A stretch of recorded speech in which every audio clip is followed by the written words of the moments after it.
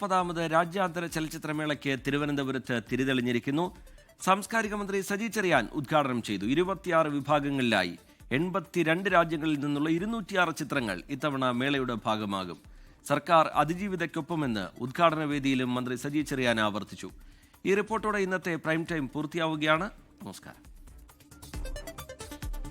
This moment truly marks the collective spirit of IFFK, where all the dignitaries on stage light the lamp together.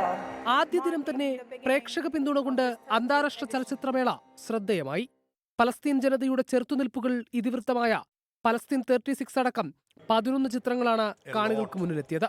സർക്കാർ എന്നും അതിജീവിതയ്ക്കൊപ്പമെന്ന് ഉദ്ഘാടന പ്രസംഗത്തിനിടയിൽ മന്ത്രി Saji Cherian.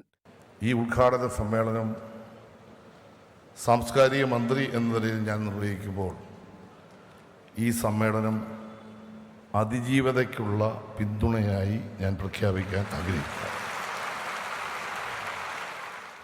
Chile സംവിധായകൻ Pablo Larrain മുഖ്യാതിഥിയായി. Palestine ambassador Abdullah M Abu Shawesh, German ambassador doctor Philipp Ackermann എന്നിവർ പരിപാടിയിൽ സാന്നിധ്യം കൊണ്ട് ശ്രദ്ധേയമായി. പലസ്തീൻ ജനതയ്ക്ക് ഐക്യദാർഢ്യം പ്രഖ്യാപിക്കുന്നതാണ് ഇത്തവണത്തെ ചലച്ചിത്രമേള.